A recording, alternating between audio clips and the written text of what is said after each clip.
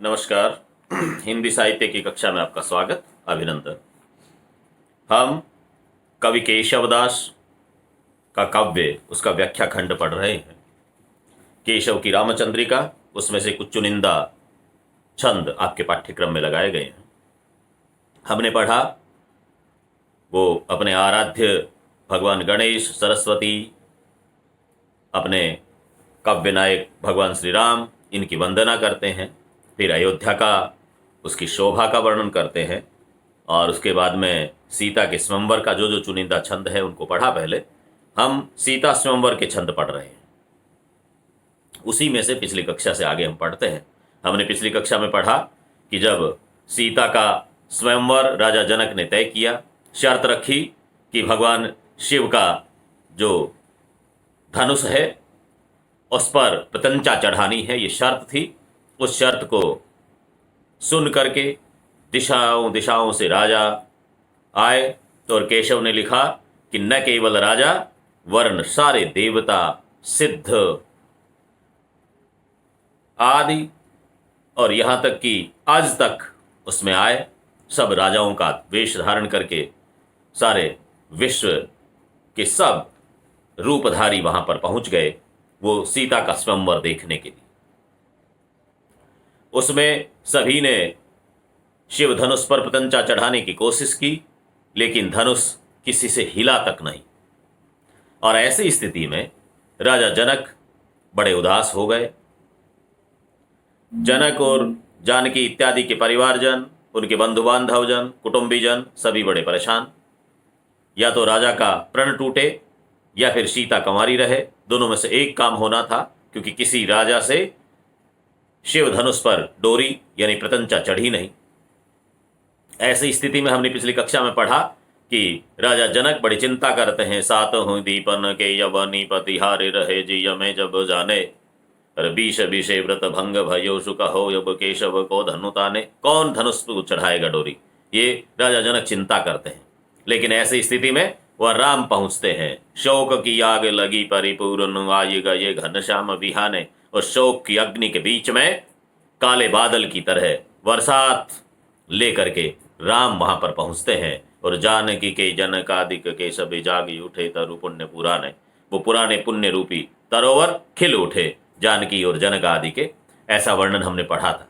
और उसके बाद में विश्वामित्र राम और जनक का परिचय करवाते हैं, जनक को राम का परिचय करवाते हैं, राम को जनक का परिचय करवाते हैं, और कहते हैं कि आपको चिंता करने की आवश्यकता नहीं है, ये दशरथ नंदन राम आपकी शर्त को पूर्ण करेंगे, ऐसा विश्वामित्र विश्वास दिलाते हैं। राम को देखकर सभी के मन में प्रसन्नता होती है। जानकी, जानकी के परिवारजन सभी राम के रूप सौंदर्य को देख करके प्रसन्नचित होते हैं।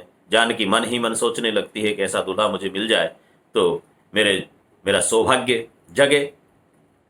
लेकिन यहां पर जब राम धनुष की ओर बढ़ने लगते हैं, विश्वामित्र का अपने गुरु की आज्ञा प्राप्त करके, और जब धनुष की ओर बढ़ने लगते हैं तब जनक को चिंता होती है, क्योंकि जनक देख चुके हैं कि इतने इतने बड़े सारे देवता, अजर अमर अज अंगी अनंगी सभी तरह के देवता लोग आए, और उनमें से किसी से शिव धनुष तो इतना सा हिला मात्र नहीं। अभी राम जो बड़े सुंदर दिखते हैं, कमल जैसे हाथों वाले, कोमल से, भगवान उस राम को, उस राजकुमार को देख करके जनक को लगता है कि कोमल हाथों वाला राम इस धनुष को कैसे उठा पाएगा। इसलिए जनक चिंता करते हुए विश्वामित्र से कहते हैं कि हे गुरुवर, राम से ये काम होने वाला नहीं। आप आए हैं, राम को लेकर के आए हैं, लेकिन इस सुंदर युवा की इस धनुष के सामने भेज करके तौहीन करवाने की आवश्यकता नहीं। बहुत से राजे महाराजे, सारे सुर असुर सब आए हैं, सबका उपहास उड़ा है, और इस युवा का, और उधर जो बैठे लोग हैं, रामचंद्रिका को यदि पूरा पढ़ते हैं, रामचरितमानस में भी ऐसा उल्लेख आता है, वाल्मीकि रामायण में भी ऐसा है कि सारे लोग हंसते हैं जब राम लक्ष्मण कहते हैं कि राम तो सब कुछ कर सकते हैं, हम रघुवंशी हैं और इस पर अभी डोरी चढ़ा देंगे, ये करेंगे वो करेंगे। जब बात होती है तो लोग हंसते हैं। इनको मालूम नहीं है कि ये धनुष कितना भारी है, इसको उठा पाना बड़ा मुश्किल काम है, इस पर डोरी चढ़ाना तो असंभव है, भगवान शिव के अलावा कोई चढ़ा ही नहीं सकता, ऐसा लोग मान चुके हैं वहां बैठे राजा। इसलिए जनक चिंता करते हैं। और यहीं से आज हम पढ़ना शुरू करते हैं। वो चिंता करते हुए क्या कहते हैं राजा जनक। अब छंद आप सुनिए, फिर उसके बाद में हम व्याख्या करते हैं, उसका अर्थ समझेंगे। राजा जनक विश्वामित्र से कह रहे हैं। जनक कहते हैं, सारे सुन रहे हैं। जनक कहते हैं कि वज्रते कठोर कैलासते विशाल काल। वज्र से कठोर उस धनुष का जिक्र करते हैं जिसकी शर्त उन्होंने रखी अपनी बेटी के स्वयंवर के लिए। उस धनुष का जिक्र करते हुए कहते हैं कि वज्रते कठोर हैं कैलासते विशाल काल दंडते कराल सब काल काल गावहीं। और छोड़ी छोड़ी एक चंद्रचूड़ केशव त्रिलोक के विलोक हारे देव सब छोड़ी एक चंद्रचूड़ और को चढ़ावहीं। पनंग प्रचंड पति प्रभु की पनच पीन पर्वतारी पर्वत प्रभान मान पावहीं। और विनायक एक हुपे आवे न पिनाक ताही कोमल कमल पानी राम कैसे ल्यावहीं। चिंता करते हैं जनक कहते हैं इतने राजे महाराजे, इतने बलशाली, इतने शूरवीर, बड़े बड़े योद्धा, विभिन्न युद्धों को जीतने वाले, अकेले अपने बल पर पूरी पूरी सेनाओं को खत्म कर देने वाले योद्धा सब हार गए। ये कोमल कमल पानी राम कैसे ल्यावे, अंतिम पंक्ति है इस छंद की। कोमल कमल पानी राम कैसे ल्यावही। कोमल, पानी शब्द हाथ का नाम है। पानी माने हाथ, इसलिए आप हमारे विद्यार्थी समझे पानी माने पानी नहीं। बहुत से विद्यार्थियों की व्याख्याएं आती है कि कोमल पानी जैसे हाथ। कोमल पानी जैसे हाथ नहीं, कोमल कमल पानी, पानी माने ही हाथ है। इसलिए पानी ग्रहण कहते हैं। शादी जब करवाते हैं हथलेवा जुड़वाते हैं, पानी ग्रहण संस्कार होता है जिसको राजस्थानी में हम हथलेवा कहते हैं। तो पानी माने, इसलिए माँ सरस्वती का नाम भी वीणा पाणी, वीणा जिसके हाथ में है, तो पानी माने हाथ। कोमल कमल पाणी राम कैसे ल्यावही। राजा जनक कहते हैं कि ये जो शिव का धनुष है वो कैसा है। वज्रते कठोर हैं कैलासते विशाल काल दंडते कराल सब काल काल गावहीं। ये धनुष वज्र से कठोर है, कैलाश पर्वत से ज्यादा विशाल है। शिव का धनुष है, कितना बड़ा है, कैलाश पर्वत से बड़ा है। काल दंडते कराल, काल का दंड, यमराज का दंड, मौत का दंड उससे ज्यादा भयंकर है, मौत से भी ज्यादा भयंकर। सब काल काल गावहीं, इसके दो अर्थ। एक तो सारे कालों में ये गाया गया है, इसको इसी रूप में माना गया है, सब इसको प्रणाम ही करते हैं, इसको शिव के अलावा कोई उठा नहीं सकता। और दूसरा ये कि जो भी पास में गया उसको उठाना की कोशिश जिसने की, प्रयास जिसने किया, वो काल काल गावे। सबने कहा मौत है, मौत है, काल है, चलता फिरता ये काल है, ये मृत्यु है, ऐसा कह करके भागता आदमी पास से। क्योंकि इस धनुष के पास उसको हाथ में उठा पाना, इस पर पतंचा चढ़ाना किसी के वश का मामला नहीं है। अर्थ समझ में आ रहा होगा। पहली पंक्ति, वज्रते कठोर हैं कैलासते विशाल काल दंडते कराल सब काल काल गावहीं। ये भगवान शिव का धनुष वज्र से कठोर है, कैलाश से विशाल है और काल दंड से कराल है। और सारे लोग काल काल गावहीं, सारे काल काल काल गाते हैं। केशव त्रिलोक के विलोक हारे देव सब। हे केशव, तीनों लोगों के, त्रिलोक माने तीनों लोग, तीनों लोगों के सारे देवता इसको देख करके हार चुके हैं, कोई उठा नहीं पाया। तो छोड़ एक चंद्रचूड़ और को चढ़ावहीं। एक चंद्रचूड़, चंद्रचूड़ नाम भगवान शंकर का। शिव के अलावा, शिव को छोड़ करके कोई दूसरा इस पर डोरी चढ़ा ही नहीं सकता, पतंचा चढ़ा ही नहीं सकता, इसको तैयार नहीं कर सकता, सरसंधान करने की स्थिति में नहीं ला सकता। जनक चिंता करते हैं, कहते हैं कि यह धनुष वज्र से कठोर है, कैलाश से विशाल है, काल दंड से कराल है, जो भी पास में जाता है वो मौत है, मौत है कह करके भागता है।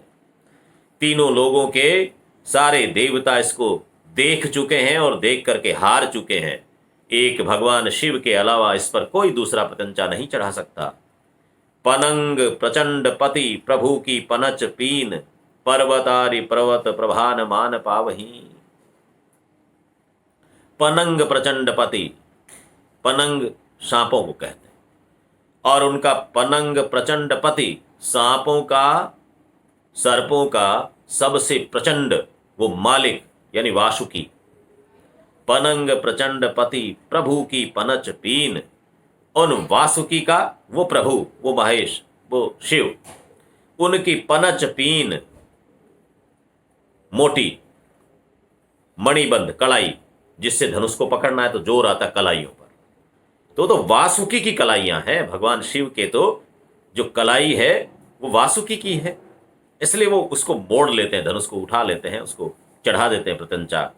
पर्वतारि पर्वत प्रभान मान पावही, उसके सामने शिव की उस मणिबंधों के सामने, मजबूत मणिबंधों के सामने इंद्र की, पर्वतारि नाम है इंद्र का, पर्वतों का शत्रु इंद्र, अरि माने शत्रु, पर्वत माने पहाड़, पहाड़ों का शत्रु, यानी गोवर्धन पर्वत पे इंद्र ने जब गर्जना करके बरसना शुरू किया, जब भगवान कृष्ण ने बचाया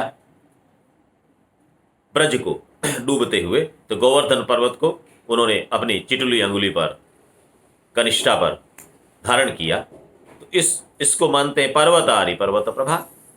तो वो जो इंद्र है उसकी पर्वत जैसी प्रभा, उसकी पर्वत जैसी प्रसिद्धि, उसकी शक्ति, वो भी उसके सामने टिक नहीं पाती है। यानी और देवताओं की तो औकात ही क्या है, देवताओं का सुरपति है इंद्र, जो पर्वतारि कहलाता है, और उसकी प्रभा है वो पर्वत के समान है, इतनी विशाल, इतनी बड़ी है, वो भी उसके सामने टिक नहीं पाती है। ये तो एक भगवान शिव ही उठा सकते हैं। इस पे प्रत्यंचा चढ़ाना माने कि वासुकी को डोरी बना करके चढ़ाना है, यही संभव है, ऐसा दूसरा कोई नहीं कर सकता। इतना भयंकर, इतना कठोर, इतना मौत जैसा काम है, इसलिए जनक को चिंता होती है, और जनक कहते हैं विनायक एक हु पे आवे न पिनाक ताही, ये पिनाक, इस पे डोरी चढ़ाना किसी से ऐसा काम होगा नहीं, कोई इसको कर ही नहीं सकता।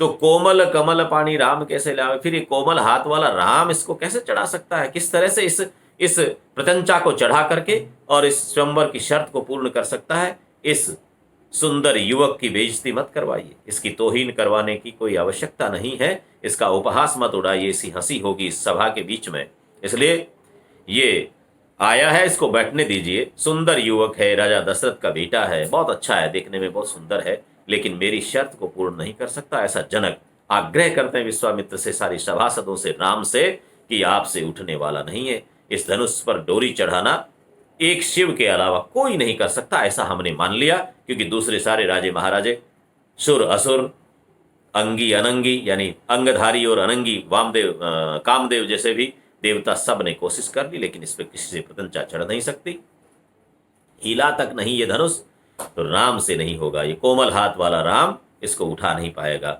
ऐसा राजा जनक कहते हैं। लेकिन राम तो राम है आखिर, उन्होंने तो जन्म ही दूसरों की शंकाओं का समाधान करने के लिए किया, जिज्ञासाओं का शमन करने के लिए लिया। उनका तो पीढ़ियों का नाता था, युगों युगों का, जन्मों जन्मांतर का संबंध सीता के साथ में था। इसलिए तुलसी ने लिखा कि जैसे हंसे जनु निज निधि पहचाने, जैसे अपना खोया हुआ धन है और वो बाद में मिल जाता है, वैसे भी हंसती हुई सीता हंसती है, जब राम को देखती है तो उसको लगता है जैसे मुझे मेरा खोया हुआ धन मिल गया हो। तो ये तो पीढ़ियों का, जन्म जन्मांतर का संबंध था, इसलिए राम को तो सीता का वर्ण करना ही था, इसीलिए तो वो गए थे। तो जनक की चिंता का शमन करने के लिए राम आगे बढ़ते हैं। सारे सभासद आश्चर्यचकित हैं, विस्मित होकर के, जो राक्षस हैं, असुर बैठे हैं, बाणासुर और रावण जैसे, वो सब उपहास के लिए तालियां थामे बैठे हैं कि कब ताली बजाएं। राम जाएंगे, धनुष की तरफ बढ़ेंगे, धनुष को उठाने की कोशिश करेंगे, धनुष हिलेगा नहीं, और हार करके फिर से अपने स्थान की ओर बढ़ेंगे, तो हम उपहास उड़ाएंगे, उनका हंसी मजाक करेंगे, ऐसा लग रहा है। और सब कह रहे हैं काहे का उठाएगा, जाके ये भी आ जाएगा, हमसे नहीं उठा तो ये क्या उठा सकता है, ऐसी वो चर्चा सारे सभा में लोग कर रहे हैं। तो राम आगे बढ़ते हैं, आगे बढ़ करके राम धनुष को उठाते हैं, और इस तरह से उठा लेते हैं जैसे रोज का उनका काम होगा, उन्हीं का धनुष है जैसे, उसको उठा करके उसको प्रत्यंचा चढ़ाते हैं, और वो खेल भगवान श्री राम को करना ही था। राम ने धनुष को उठाया, उस पर डोरी चढ़ाई, सरसंधान करना चाहा, इसके पहले तो धनुष टूट गया। उठ करके धनुष को जैसे हाथ में लिया तो धनुष टूटा, और धनुष टूटते ही ऐसी टंकार हुई, ऐसी ध्वनि हुई, प्रचंड ध्वनि हुई कि सारे ब्रह्मांड में उसकी आवाज सुनाई दी। उसका वर्णन केशव करता है। एक छंद आपके पाठ्यक्रम में ये है। ये देवी रामचंद्रिका तो बहुत लंबा बड़ा ग्रंथ है, प्रबंध काव्य है पूरा, छंदों का अजायब घर है, एक से बढ़कर के एक छंद है, लेकिन आपके कुछ चुनिंदा छंद है। अगला छंद धनुष भंग का छंद है। किस तरह से भगवान राम धनुष को उठाते हैं, उस पर डोरी चढ़ाना चाहते हैं। धनुष भंग की कोई प्रतिज्ञा नहीं थी, धनुष को तोड़ने की प्रतिज्ञा नहीं थी, न शर्त ऐसी थी, लेकिन वो धनुष पे डोरी चढ़ाते हैं और धनुष टूट जाता है। धनुष के टूटने से जो ध्वनि होती है उसका वर्णन करते हुए केशव कहते हैं किस तरह की ध्वनि हुई, उसका क्या क्या प्रभाव हुआ तीनों लोगों में, ब्रह्मांड में, स्वर्ग में, अपवर्ग में, ईश्वर के यहाँ पर, महेश के यहाँ पर किस किस को कैसी सूचनाएं मिली, इसका जिक्र करते हैं। छंद सुनिएगा फिर अर्थ समझें। प्रथम टंकौर झुकी झार संसार मद, चंड को दंड रह्यो मंड नव खंड को, चाली अचला अचल घाली दिगपाल बल, पाली ऋषि राज के वचन परचंड को, शोध उदय ईश को बौद्ध जगदीश को, क्रोध उपजाय भृगु नंद वरिवंड को, और बौद्धिक वर स्वर्ग को, बाधि वर स्वर्ग को, साधि अपवर्ग को, धनु भंग को शब्द गयो भेद ब्रह्मांड को। प्रथम टंकौर झुकी झारे संसार मद, चंड को दंड रयो मंड नवखंड को। पहली टंकोर, टंकोर माने ध्वनि, टंकोरा होता जैसे नगाड़े पे डंका लगता है, टंकोर हो गया, ऐसे ही झालर बजाते हैं उस पर टंकोरा होता है। पहली ध्वनि, पहली टंकोर ने झोंकी झारी संसार मद। झोंकी माने क्रुद्ध होता है, क्रोध कर, ये ब्रज का शब्द। झारी संसार मद, क्रुद्ध होकर के संसार के मद को झाड़ दिया। पहली टंकोर ऐसी ध्वनि हुई कि सांसारिक लोग जो मद में, अहंकार में, अहम में, हम कुछ हैं, पता नहीं हमारी क्या शक्ति है, हम लोगों को बड़ा भ्रम रहता है इंसान को। संसार के जिन लोगों को यह अहंकार था कि हमारी कुछ शक्ति है, औकात है, हम कुछ हैं, वो मैं करने वाले लोगों के मद को झाड़ दिया पहली ध्वनि में। कैसे झाड़ा? इतनी प्रचंड ध्वनि हुई कि सब कांपने लग गए, और उस कांपने से अपनी औकात मालूम हो गई सबको, इसलिए सबका मद झाड़ दिया। उस ध्वनि के सामने कोई टिक नहीं पाया। प्रथम टंकोर झुंकी झारे संसार मद, चंड को दंड रयो मंड नव खंड को। वो चंड का दंड, चंड कोदंड, चंड भगवान शिव, कोदंड माने धनुष, वो शिव धनुष, रयो मंड नवखंड को, उसकी ध्वनि नव खंडों को मंडित करती है, नवखंड में फैल गई। मंड नवखंड को माने सारे नवखंडों में विस्तारित हो जाना, फैल जाना। वो ध्वनि 9 खंडों में विस्तारित हुई, सब जगह सुनाई दी। मिथिला में टूटा हुआ धनुष, उसकी ध्वनि संसार के मद को झाड़ते हुए 9 खंड में विचरण करने लगी, सबको सुनाई देने लगी। चाली अचला, इतनी प्रचंड ध्वनि हुई धरती हिलने लगी, अचल पर्वत हिलने लगे। अचला नाम पृथ्वी का, अचल नाम पर्वत का। जो अचल और अचला के नाम से जो कभी चलायमान नहीं हो सकते, चलते नहीं, स्थिर है, उन स्थिर को अस्थिर कर दिया। इतनी प्रचंड ध्वनि हुई। घाली दिगपाल बल, दिगपाल दिशाओं के राजा इंद्रादि सब जो राजा हैं उनके बल को विभल कर दिया, बेचैन कर दिया। पाली ऋषिराज के वचन प्रचंड को, ऋषिराज विश्वामित्र ने जो वचन दिया अपने मित्र जनक को कि तुम्हारी बेटी का स्वयंवर होगा, तुम्हारी चिंता का निवारण होगा, तुम्हारे वचन की रक्षा की जाएगी, तुमने जो प्रतिज्ञा की है, जो प्रण किया है, टूटेगा नहीं, तुम्हारा प्रण बेकार नहीं जाएगा, तुम्हें चिंता नहीं करनी चाहिए। तो जनक को जो विश्वास ऋषिराज विश्वामित्र ने दिलाया था, पाली ऋषिराज के वचन प्रचंड को, उस प्रचंड वचन को, इतना कठोर वचन था, ये सहजता से नहीं पूरा हो सकता था, हर किसी के वश का मामला नहीं था, लेकिन राम ने उसको पूर्ण किया। शोध उदय ईश को, उस धनुष ने टूटने से पहले, शोधना माने शोध करना, खोजना, और खोज करके सूचना देना, ढूंढना, तो ढूंढ लिया। उस धनुष की टंकार ने जाकर भगवान शिव को, जो कैलाश में कहीं समाधिस्थ थे, उनको ढूंढ लिया, उनको संदेश दिया। अब क्या संदेश दिया उसकी बात हम करेंगे। पहला इतना समझे, सोधु दे ईश को, ईश यहां पर महेश है, महा ईश से महेश बनता है, ईश को। शिव को संदेश दिया, बोधु जगदीश को, जगदीश विष्णु का नाम है, जो समुद्र में आराम से सरसैया पे सो रहे हैं, आराम से मौज कर रहे हैं, उनको शेष सैया उनकी है, शेषनाग की सैया पे सो रहे हैं, उन पर उनको जा करके सुनाया, उनको जगाया, बोधु जगदीश को, उनको बोध कराया कि ये टूटा है, उनकी नींद जगी। क्रोध उपजाए भृगुनंद वरिवंड को, और वो ध्वनि परशुराम जी को, भृगुनंद माने परशुराम, परशुराम जी को सुनाई दी। उनके मन में क्रोध हुआ कि मैं, क्योंकि ये धनुष, विद्यार्थी इसकी जानकारी रखें, ये धनुष भगवान शिव का धनुष परशुराम जी के पास था, और परशुराम जी ने अपने शिष्य राजा जनक के यहाँ पर रखा था कि ये धनुष मेरी अमानत है जो यहाँ पर रखी हुई है। शिव की अमानत परशुराम जी के पास में, परशुराम जी ने अपनी ओर से वहाँ पर रखा जनक के यहाँ पर, और जनक के घर में जब वो धनुष पड़ा है इतना भारी प्रचंड, तो उसके आसपास मिट्टी हो गई। तो जानकी ने अपने घर में साफ सफाई करते हुए एक हाथ से धनुष को उठाया, दूसरे हाथ से झाड़ू लगा दिया। तभी तो राजा जनक ने प्रतिज्ञा की कि इस धनुष पे कोई प्रत्यंचा चढ़ाएगा उसके साथ शादी करूंगा। तो वो परशुराम जी के अधिकार क्षेत्र में था, उनकी रक्षा में था, शिव का उनके साथ पास में अमानत थी ये।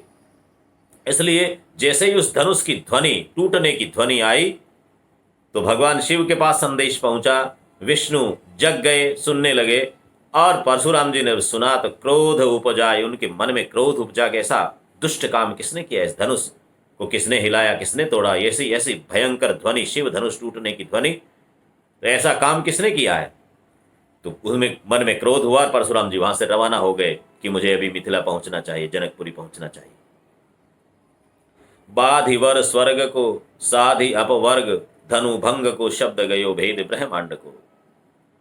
साधि बाधिवर स्वर्ग को, वो स्वर्ग को बाध करके, पार करके, बाधना माने बेधना, बेधि वर स्वर्ग को, और साधि अपवर्ग को, अपवर्ग की साधना करके यानी विष्णुपुरी, धनु भंग को, शब्द गयो भेद ब्रह्मांड को, ब्रह्मांड को भेद करके स्वर्ग और आगे अपवर्ग तक ये पहुंचा। सब जगह यानी कुल मिलाकर के 9 खंडों में ये ध्वनि गई, और इस ध्वनि से संदेश ये गया, केशव जो अन्वय से कहना चाहते हैं वो ये कि श्री राम के स्पर्श से धनुष भी मुक्ति को प्राप्त कर गया, क्योंकि वो धनुष जो किसी से उठ नहीं रहा है, भगवान शिव के अलावा उसका कोई उठा नहीं सकते, उसका कोई उपयोग नहीं ले सकते। वो धनुष इतने समय से पड़ा, वीर के हाथ में आने का उत्साह देख रहा था, उत्साह से नजर देख रहा, निगाह जमाए हुए था, उसको उठाया, और शिव ने, भगवान राम ने जिसको हाथ में लिया है उसका तो उद्धार होना ही है, तो धनुष का उद्धार हो गया।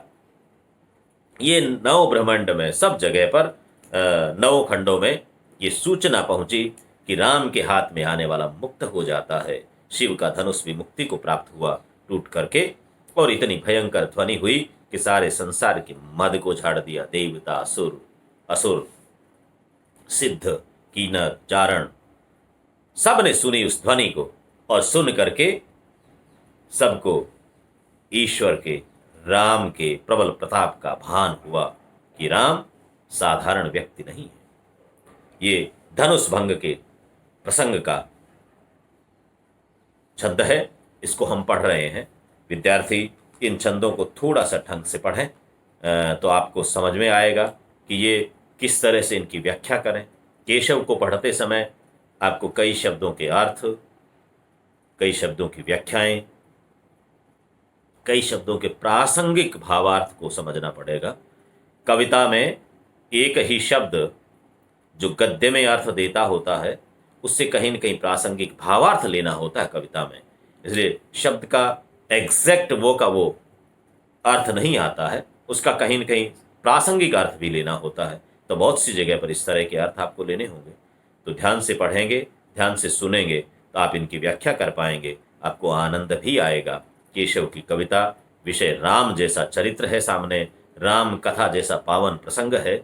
इसलिए आप जितना इनको पढ़ेंगे, जितना समझेंगे, आपको और आनंद आता चला जाएगा। प्रासंगिक कथाओं को समझना होगा। जब भी हम पौराणिक साहित्य से जुड़ा हुआ कोई काव्य पढ़ते हैं, तब हमें आवश्यकता होती है कि हम विभिन्न प्रसंगों को जानें। यदि आपको पर्वतारी की कथा मालूम नहीं है तो आप इंद्र का अर्थ नहीं कर सकेंगे।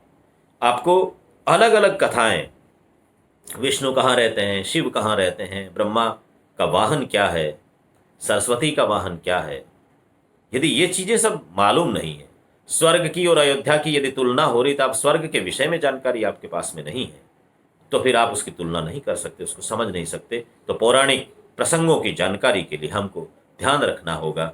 विभिन्न पौराणिक पात्र जो चरित्र हैं उनके पर्यायवाची शब्दों की बात आएगी, उनके कामों की बात आएगी, उनकी महिमा की बात आएगी, उनकी ख्याति और प्रसिद्धि की कीर्ति की बात आएगी। उन सबको आपको समझना है।